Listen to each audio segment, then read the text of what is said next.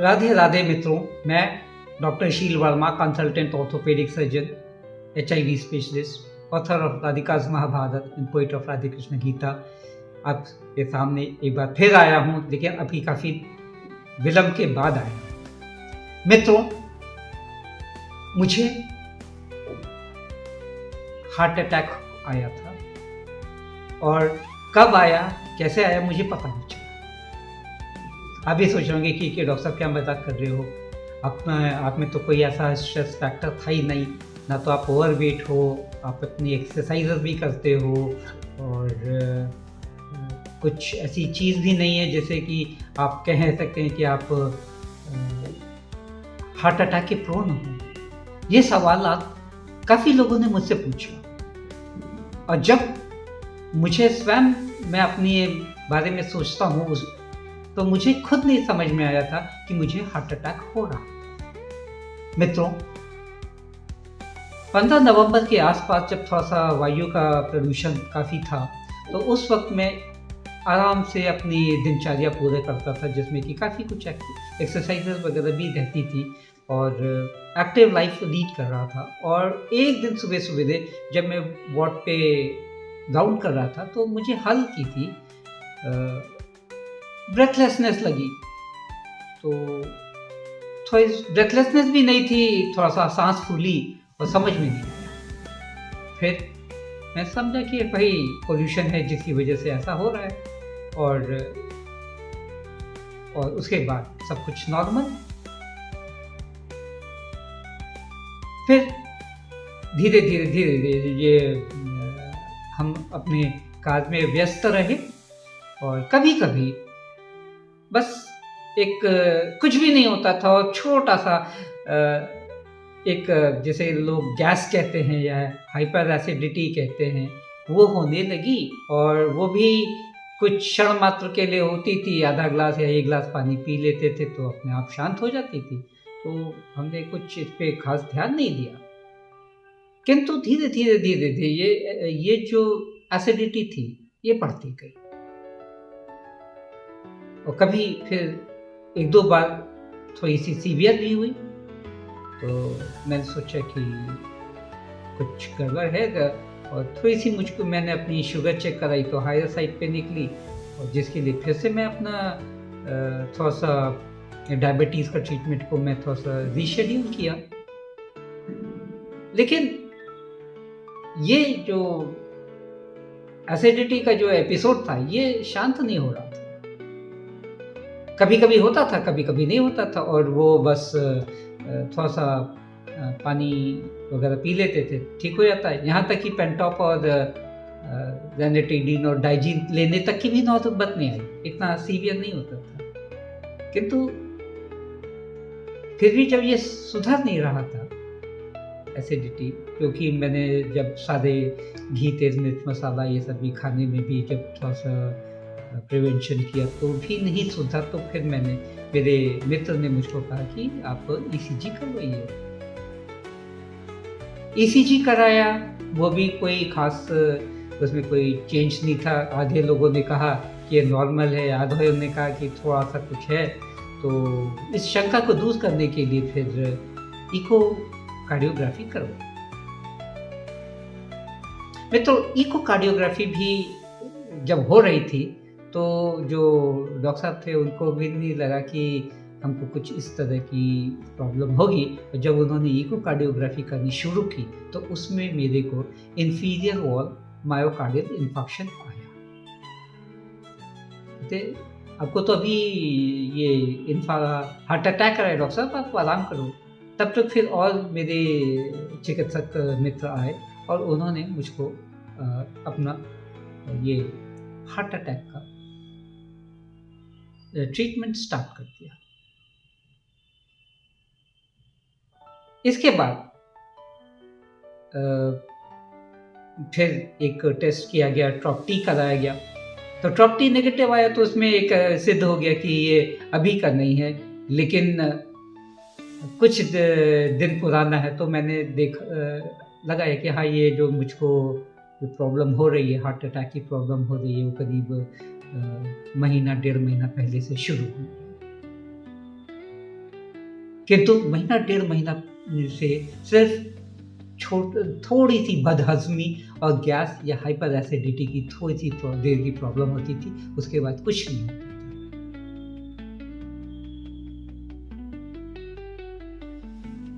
Echocardiography के बाद मेरी एंजियोग्राफी हुई। एंजियोग्राफी में जो हमारे मित्र डॉक्टर पवन शर्मा जी थे, उन्होंने कहा कि ऐसा है कि अगर एंजियोग्राफी में पॉजिटिव आती तो आपके हार्ट में स्टेंट डाल के आपकी एंजियोप्लास्टी कर देंगे। किंतु जब उन्होंने एंजियोग्राफी की तो वो एकदम बोला कि देखिए आपको ये स्टेंट या एंजियोप्लास्टी से काम नहीं चलेगा, आपके ट्रिपल वेसल डिसऑर्डर है और आपको कार्डियक बाईपास सर्जरी है। उसके लिए मैं तैयार हो गया। मेरे लिए कोई नई अचंभे की बात नहीं थी। उसके लिए मैं तैयार हो गया और कुछ दिनों में ही मेरी कार्डियक सर्जरी हुई, ओपन हार्ट बाईपास सर्जरी हुई।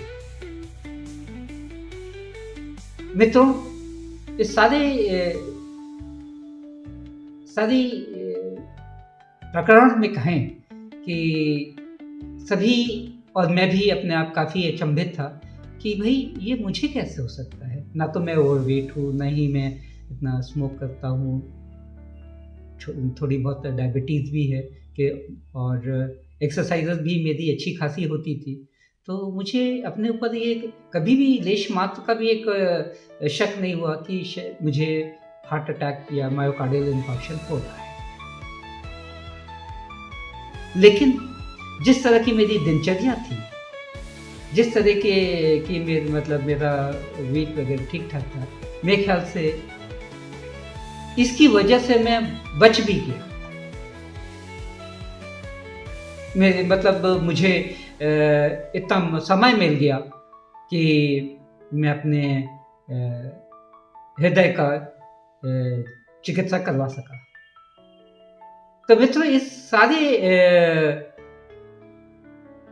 एपिसोड कहिए या ये इस पूरी थीम के पीछे एक ही बॉटम लाइन में जिसको जो समझ में आती है वो ये है कि